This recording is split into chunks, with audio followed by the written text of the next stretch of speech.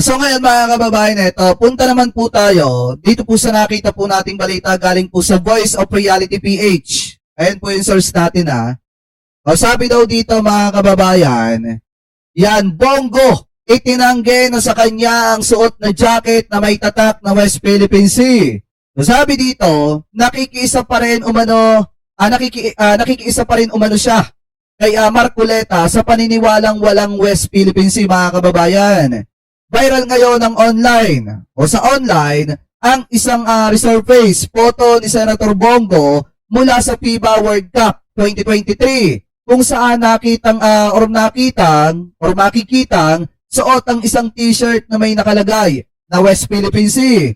Sa isang panayam noong Setyembre 3, 2023 daw mga kababayan, aminado daw po itong si Senator itong si Senator Bongo na inabot lamang daw po sa kanya ang nasabing damit. Ngunit, nakikiisa siya sa protesta laban daw po sa inilabas ng China ng kanilang 2023 standard map na pinapakita ang 10-dash line. Sabi pa dito, samantala, isa si Bongo sa siyam na mambabatas na hindi daw po pumirma sa Resolution number 256 para kundinahin ang mga pahayag ng Chinese Embassy in Manila laban daw po sa halal na opisyal ng bansa. So, ibig sabihin, kung mapapansin po ninyo, yung kumakalat na picture na nakasuot siya ng West Philippine Sea t-shirt at saka yung jacket, ang sabi po niya, yan daw po ay ipinahiram lamang sa kanya.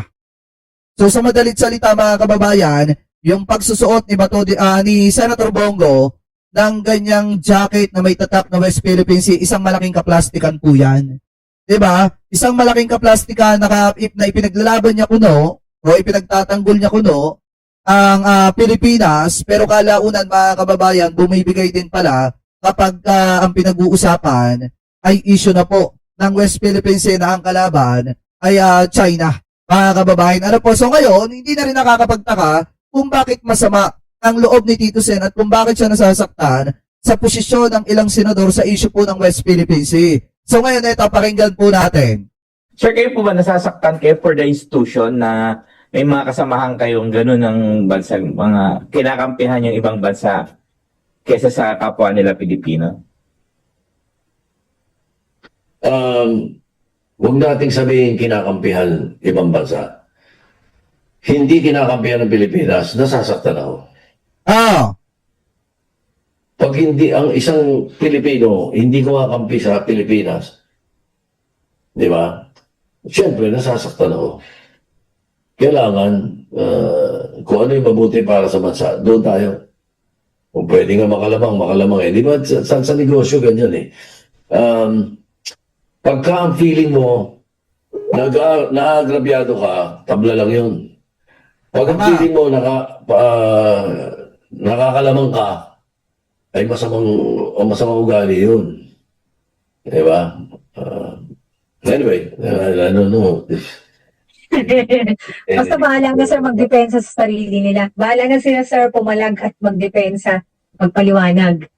Oo, lalo na kung di naman totoo eh. Di ba? Magpaliwanag.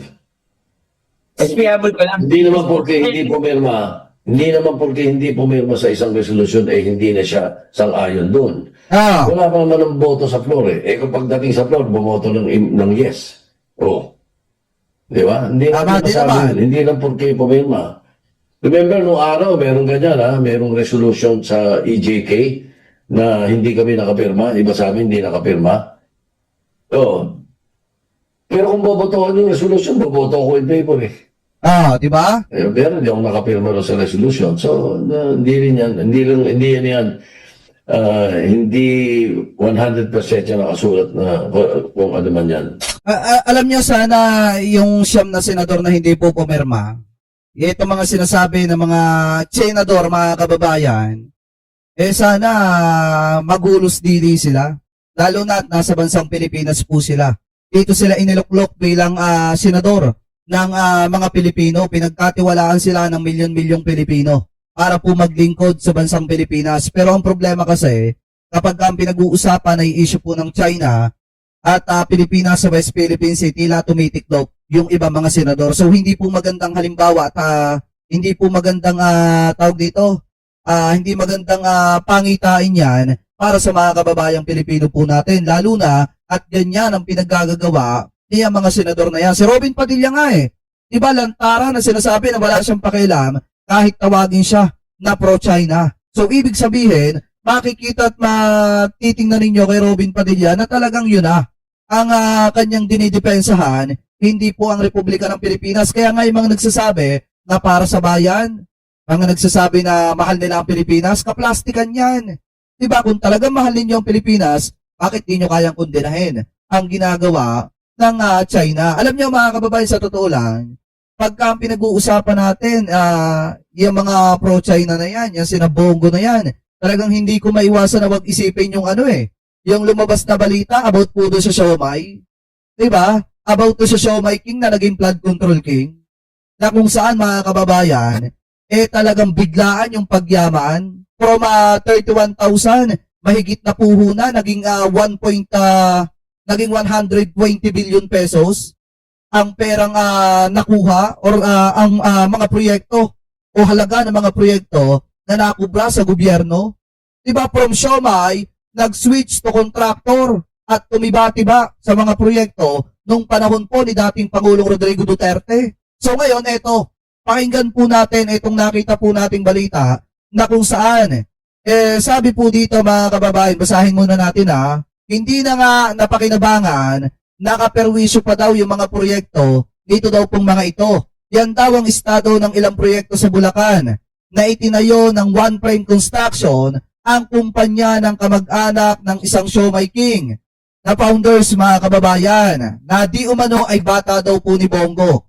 Pero kung mapapansin po ninyo mga kababayan, mahal na mahal po ni Duterte at ni Hanelit Abansenya, ito pong si Soh. Mga kababayan, itong si Jonathan Soh. Mamaya ipapakita ko sa inyo kung bakit. Sabi pa dito, una na silang napuna ng Anti-Money Laundering Council dahil sa lobo ng yaman wala daw po na mga kontrata sa mga proyekto daw po ng gobyerno. Narito ang exclusive report ng bilyonaryo, pakinggan po natin. Hindi na nga napakinabangan. Nakaperwisyo pa.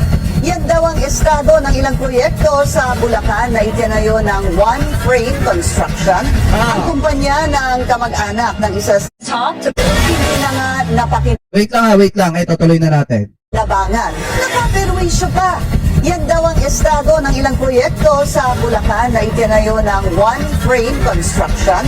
Ang kumpanya ng kamag-anak ng isa sa siomai king founders. Una na silang napuna ng Anti-Money Laundering Council dahil sa paglobo ng yaman mula ng mangontrata sa gobyerno. Narito ang exclusive agenda report ni Ivy Reyes.